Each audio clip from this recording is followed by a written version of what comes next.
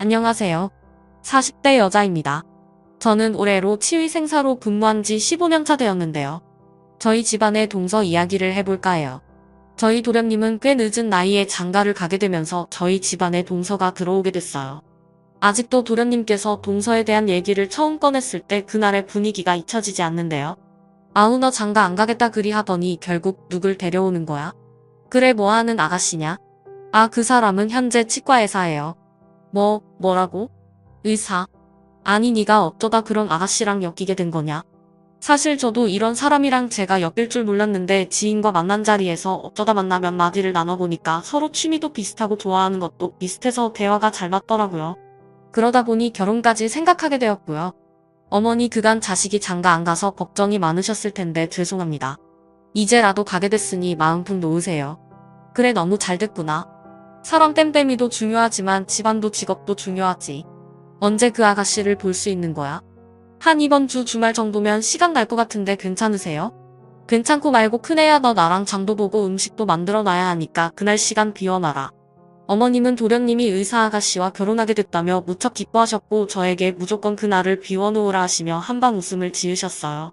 그러면서 하는 말이 우리 의사 며느리가 뭘 해줘야 좋아할까? 그냥 불고기나 청 같은 걸 해놓으면 너무 서민적으로 보이려나? 비싼 소고기 스테이크라도 구워줘야 할까? 하며 난리가 나셨더라고요.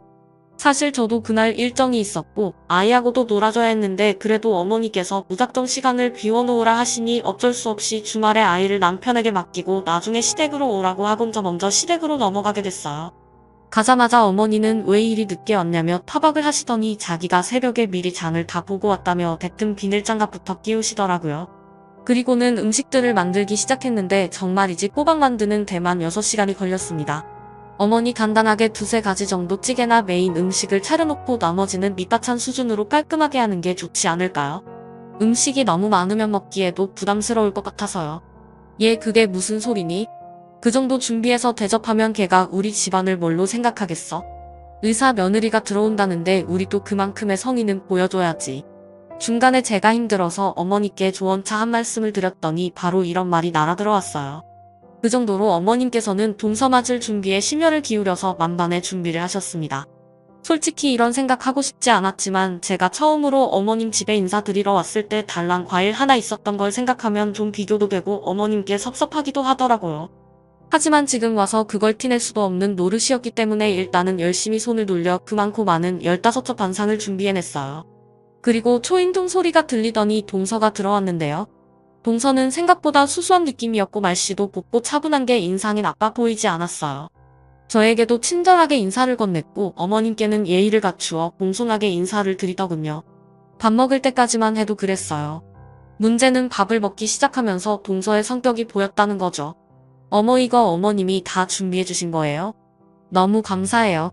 만드시느라 무척 힘드셨을 것 같은데 뭐부터 먹어봐야 하나? 이거 먼저 먹어보렴.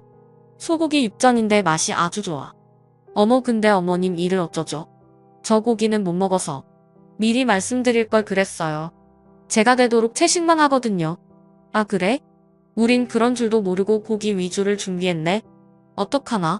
괜찮아요 어머님 다음에 채식 위주 음식 해주시면 그때 맛있게 먹을게요. 제가 사온 과일 깎아 먹을까요? 형님 제가 과일을 잘 못 깎아서 그런데 혹시 과일 잘 깎으세요? 아 네. 네 제가 깎아올게요. 시어머니를 따라 정성껏 준비해 두었는데 못 먹는다는 말에 저도 괜히 기운이 쓱 빠지더라고요. 그래도 뭐 본인이 육식을 안 한다니 어쩔 수가 없었죠. 억지로 강요할 수도 없는 문제이니 존중하자고 생각하고 넘어갔어요. 그런데 과일을 잘 깎냐며 저에게 시켰을 때는 순간적으로 이게 무슨 상황이지? 하는 생각이 들었어요. 말투도 그렇고 마치 저를 학업 직원 정도로 생각하는 듯 했거든요. 제가 예민했을 수도 있어요. 하지만 그 뒤로도 동서의 말투에선 계속 그런 뉘앙스가 풍겨왔어요. 앞으로 잘 지내봐요.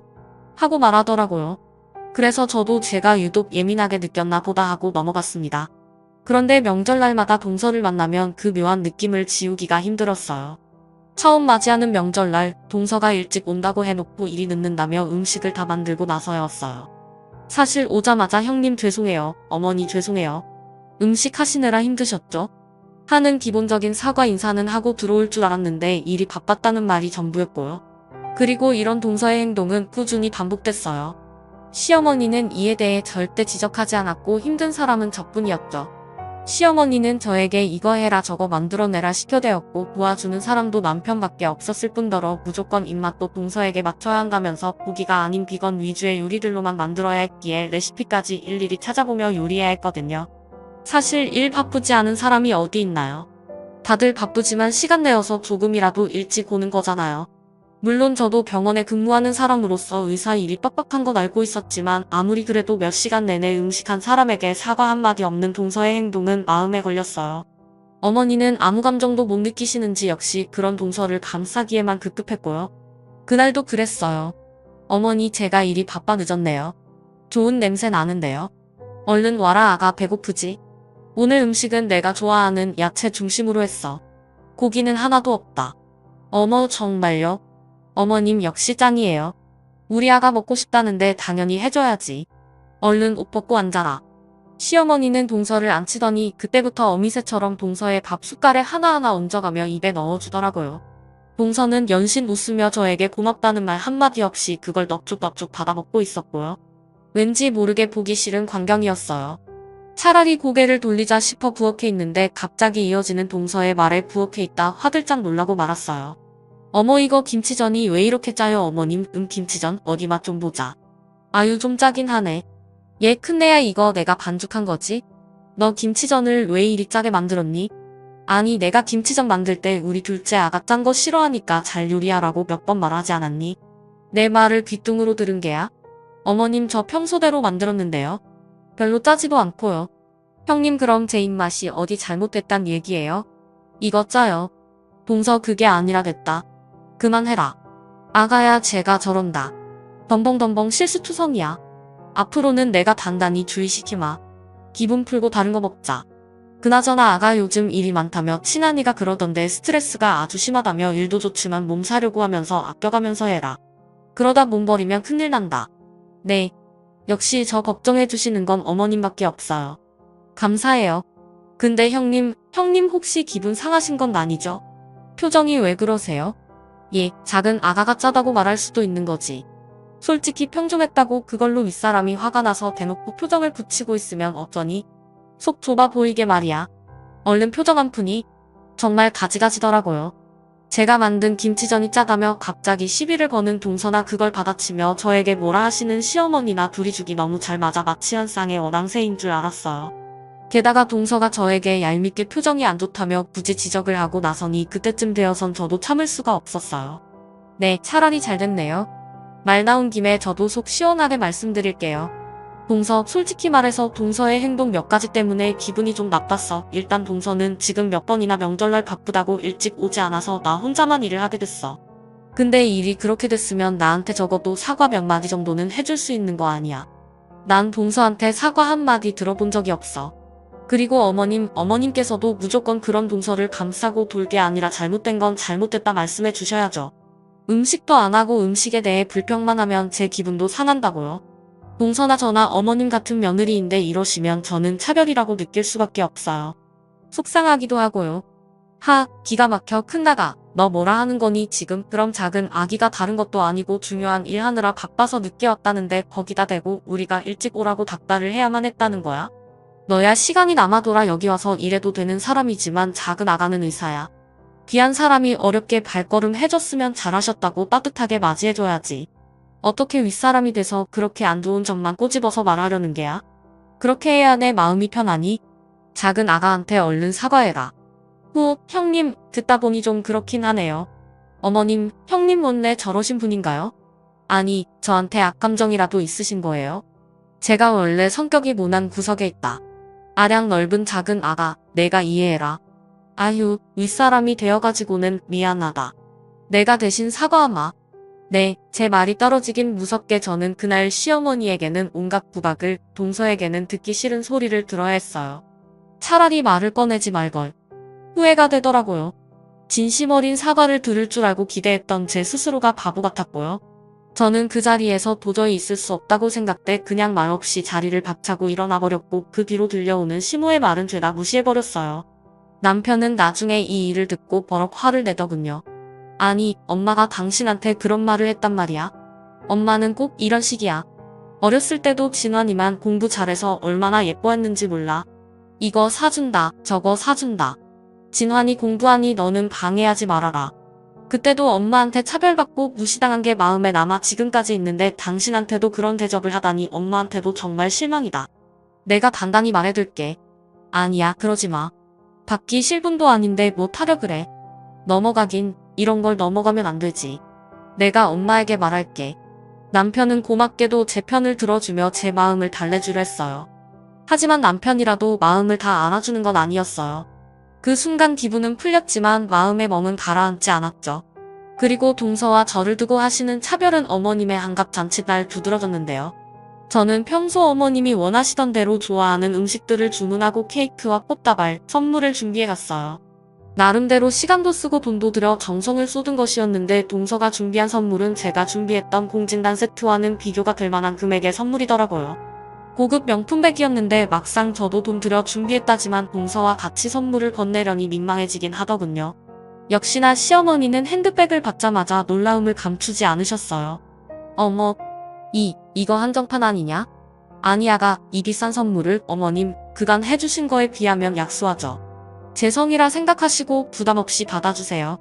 그리고 어머님, 다음번엔 저랑 백화점도 한 바퀴 돌아요. 어머님 요즘 겨울옷 덥다 하셨잖아요. 저랑 같이 백화점 돌면서 예쁜 옷도 사고 맛있는 것도 사 먹어요. 아우, 이렇게 예쁠 수가. 너는 말도 어쩜 이리 예쁘게 하는 거냐? 이른이 사랑받지. 사람이 사랑받는 데엔 다 이유가 있다니까. 내가 마침 딱 오트 가방도 떨어진 차였는데 아가, 내가 선물해준 걸 들고 다니면 되겠구나. 세상아, 며느리가 이렇게 좋은 거구나. 지금껏 내가 이 기쁨을 모르고 살다 이제야 알게 됐다. 이제야 알게 됐어. 내가 전생에 무슨 일을 했길래 이런 복덩이가 집에 들어온 건지. 어머님, 말만이라도 감사해요. 시어머니가 대놓고 제 앞에서 이제야 며느리 얻은 기쁨을 알게 되었다며 웃으시는데 저도 남편도 얼굴이 굳어졌습니다. 남편은 지난번 일이 생각난 듯 시어머니를 원망스레 노려보았지만 시어머니는 남편 쪽 신경도 쓰지 않고 계속해서 동서와 언제 백화점을 돌까 하며 대화를 이어나가셨어요. 근데 여기까지였다면 참을만 했을 겁니다. 식사가 끝날 무렵 동서가 제가 들고 온 선물을 보면서 조롱을 하는 거예요. 형님, 근데 선물이 좀 약소하지 않나요? 아무리 그래도 어머님 환갑인데 공진단 세트는 차라리 안마의자 같은 걸 해오시지 그러셨어요. 보니까 어머님 집에 건강식품도 많던데 어머님, 형님은 어머니에게 별로 관심이 없나 봐요. 제가 뭘 알겠니? 쟤는 원래 시어머니한테 관심도 없고 이런데 정성 들일 줄도 모른다. 아가, 너처럼 센스 있지도 않아. 나는 지금껏 그러려니 살았다. 그래도 내가 들어와 일이 나를 기쁘게 해주니 내가 더 바랄 게 없구나. 그때 제가 뭐라 하기도 전 이 상황을 보다 못한 남편이 나섰습니다. 이렇게 둬선 안 되겠다고 생각했는지 남편의 얼굴은 이미 많이 상기되어 있었어요. 잠시만요, 둘 다 뭐 하시는 겁니까? 저희도 정성 들여 준비한 선물이에요. 이걸 대놓고 말씀하시면 우리가 준비한 선물은 뭐가 되나요? 어머니, 그 말씀도 심하세요. 이 사람이 지금까지 명절날 안 온 적이 있었나요? 어머니 심부름 시키시는 걸 안 들어드린 적이 있나요? 다 해드렸잖아요. 이 사람 제가 볼 땐 시대에게 잘하기만 했습니다.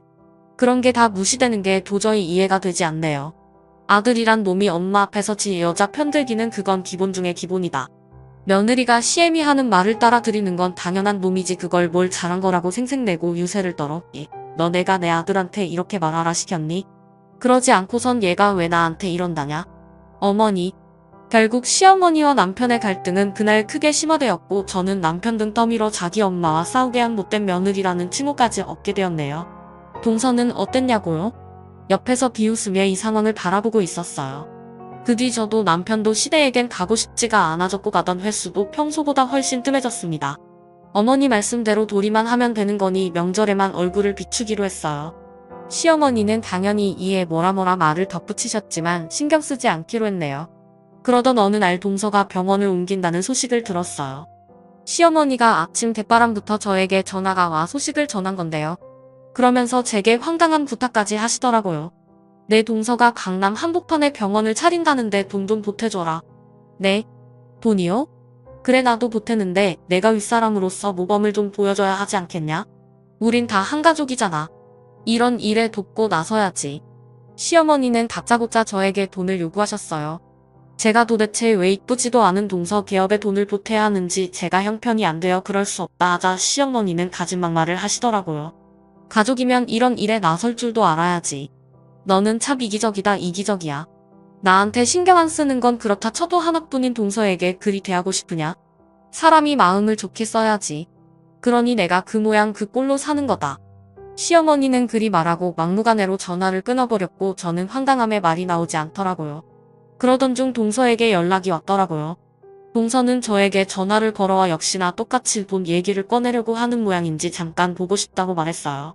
그것도 전에 없던 상냥한 목소리로 말이죠. 형님 시간 좀 내주세요. 오랜만에 여자들끼리 대화도 나누고요. 저도 형님과 나누고 싶은 얘기가 얼마나 많은지 몰라요. 제가 형님 직장 근처 카페로 갈게요. 그래 알겠어. 그럼 8시까지 와줘. 동서와 단둘이 만나고 싶진 않았지만 일단 저도 얼굴은 보고 안 된다고 확실히 말해두어야 뒷말이 나오지 않을 것 같아 약속을 잡았죠. 만나기 전까진 어떻게 말할까만 생각했지. 그날 제가 그런 충격적인 얘기를 듣게 될 줄은 꿈에도 몰랐어요. 근데 하늘이 저에게 기회를 준 건지 당일날 생각보다 일이 늦게 끝나 만나기로 한 카페에 동서보다 늦게 도착을 하게 되었어요. 빠른 걸음으로 동서를 찾고 있는데 동서는 제가 온 줄도 모르고 누군가와 통화를 하고 있더라고요. 그때 저는 동서를 부르려던 찰나 동서의 입에서 흘러나온 한 단어에 걸음을 멈추게 되었습니다. 바로 엄마라는 단어였습니다. 엄마 지금 약속에 있어서 나와 있으니까 우리 딸 아줌마가 차려주는 밥 먹고 있어. 응, 엄마가 지연이 좋아하는 인형 사갈게. 엄마. 저는 엄마라는 단어에 그만 너무 놀라 동서가 저를 부르는 소리도 놓치고 말았습니다. 동서는 제가 들었다고 상상도 못했는지 저를 보고 생긋생긋 웃으며 인사를 하곤 안부를 묻는데 저는 대화에 제대로 집중조차 할 수 없었어요. 그리고 동서의 돈 빌려달라는 제안에 형편이 안 된다고 짧게 거절만 하고 집으로 돌아오게 되었습니다. 저는 집에 도착하자마자 남편에게 이 일을 말했어요. 남편 역시 경악을 했죠. 정말? 엄마라고 했다고? 응, 분명히 내가 들었다니까. 여보, 아무래도 수상해. 아니 그럼 내 동생이 얘 엄마랑 결혼한 건데 말도 안 돼. 어떻게 애가 있는 걸 숨기기까지 했겠어. 남편은 말도 안 된다고 했지만 저는 왠지 이 일을 그냥 넘겨선 안 될 것 같다는 이상한 직감이 들었어요. 그래서 흥신소에 동서에 대한 의뢰를 하게 되었어요. 그로부터 일주일 뒤 동서의 치과 개업날 시어머니로부터 연락이 왔어요. 어떻게 사람이 그럴 수 있는 건지 제 상식으로는 이해할 수 없는 분이었습니다. 잔말 말고 얼른 개업식에 와라. 지금 여기 할 거 천지야. 음식도 날라야 하고 중간중간 쓰레기도 갖다 버려야 한다. 중요하신 분들도 많이 오는 자리니 최대한 갖춰서 와라. 또 대충 시장 아줌마처럼 입고 와시엠이 창피하게 하지 말고. 시어머니 말을 듣는데 너무 화가 나 꽉 쥔 주먹이 부르르 절로 떨렸어요. 하지만 저는 꾹 참고 네 갈게요 어머니 하고는 동서의 병원으로 갔어요. 제가 물론 준비 없이 간 건 아니었어요. 저도 만반의 준비를 하고 간 거였죠. 병원에 들어가자마자 출장 뷔페를 불렀는지 고급스러운 음식들이 가득 차려져 있었고 사람들도 꽤 많이 와 있더군요. 만족스러운 세팅이었어요. 저는 동서에게 곧바로 다가가 인사를 건네었고 동서는 제가 예상한 반응을 보였네요. 어머 형님 오셨어요? 형님 이거 앞치마 받으시고요. 저기 화분부터 좀 옮겨주실래요? 화분. 네, 큰 화분이라 사람이 2명 필요했거든요. 형님이 힘쓰는 일 잘하잖아요. 형님이 오셔서 제가 이제 한결 마음이 놓이네요. 그럼 수고해주세요. 그때 저는 동서를 잠깐 붙여봤어요. 그리고 동서에게 사진 한 장을 건네었어요. 이게 어떻게 형님 손에. 내가 묻고 싶네. 동서는 도대체 뭘 하고 다니는 사람이야? 어머님은 이걸 아시나? 동서는 저에게 받은 사진 한 장을 부들부들 떨며 바라보았어요. 동서 얼굴이 좋지 않자 시어머니도 어느새 옆에 와 사진을 함께 보시게 되었고 제 말을 들은 시어머니의 얼굴 또한 새파랗게 질려버렸죠. 어떻게 자기 딸이 있는 걸 숨길 수가 있어. 조사해보니 다른 남자 사이에서 47살 난 애도 있고 심지어 그 남자랑도 아직 만나던데 스킨십도 하고 같이 모텔 들어가는 사이면 상간남이라고 해야겠지? 무슨 말이에요 그게. 형님 어디서 이런 말도 안 되는 사실을 가져와서 저를 음해하려 들고. 아가 내가 지금 잘못 본 거지? 이거 너 아니지? 조작이에요 어머님 이거 저 아니에요. 아니 근데 왜 내가 여자아이랑 다정하게 손을 잡고 모두 사실 맞고 제가 흥신소에 의뢰해서 확인한 것들이에요. 원하시면 녹취 파일까지 들어보세요. 동서와 동서 딸이 나누는 대화까지 녹음되어 있으니까요. 저는 시어머니의 반응을 지켜보며 천천히 녹음 파일을 들려주었고 그 안의 음상을 듣자마자 시어머니는 그만 몸을 가누지 못하고 우당탕 소리를 내며 쓰러졌어요. 시어머니가 쓰러지는 소리에 사람들이 이쪽으로 몰려들더라고요. 저는 사람들이 있는 무리 안에서 그 다음 녹음 파일을 켰습니다. 다음 녹음 파일엔 동서와 동서의 상간남이 나눈 대화가 녹음되어 있었는데 차마 인간이라고 볼 수도 없는 동서의 충격적인 실체가 드러나 있었죠. 그러니까 그 시어머니란 사람이 당신 병원 차려준다는 거지? 그래 그렇다니까 지금 해야 내가 빚도 있고 애도 있어서 사는 게 그저 그렇다 쳐도 강남의 병원만 개업해봐 돈 버는 거 순식간이지 뭐. 시어머니란 사람도 참 멍청하다니까. 내 의사 직함 하나만 보고 그 큰 돈을 턱턱 주고 말이야. 맞아 당신한테는 돈줄이야. 돈줄 그 줄 절대 놓지 말고 꼭 붙잡고 있어야 한다 알겠지? 그래야 나도 살고 우리 딸도 살아. 어머님은 그 얘기까지 듣자 믿을 수 없다는 얼굴로 동서를 쳐다보다 그만 동서의 얼굴에 뺨을 쳐버렸고 동서는 얼굴을 감싸지며 울음을 터뜨리더니 밖으로 뛰쳐나가 버렸습니다. 그리고 저는 더 이상 이 난장판에 끼기 싫어 사진들을 그대로 서류 봉투 안에 넣고 뒤돌아 섰어요. 동서는 사기죄로 고소를 당했고 또 이혼 소송까지 걸려버렸죠. 어머니와 동서 한때 죽고 못 살던 두 사람이 이렇게 갈라진 모습을 보니 묵은함이 사라진 듯 너무 상쾌했어요. 또 사람의 밑바닥을 다 본 기분이라 한편으론 씁쓸하기도 했고요. 지금도 가끔씩 동서를 생각하면 믿기 힘들 때가 많아요. 저도 이런데 서방님은 더 아시겠죠. 서방님은 아직도 충격에서 헤어나오지 못하시고 현재 우울증 치료를 받고 계세요. 그래도 어찌됐든 이 일로 시어머니도 정신을 차리시고 저 역시 더 이상 두 사람에게 노란하지 않아도 되니 속은 시원해요. 부디 여러분들께엔 이런 사람 마주칠 일 평생에 한 번이라도 없었으면 합니다. 가족이 되실 일은 더더욱 없었으면 해요. 하루하루가 평안하고 행복하시길 바랍니다. 지금까지 긴 이야기 들어주셔서 감사합니다. 여러분 사연 댓글에 응원과 현명한 조언 부탁드려요. 좋아요와 구독은 저에게 큰 힘이 됩니다. 오늘도 좋은 일 가득하세요.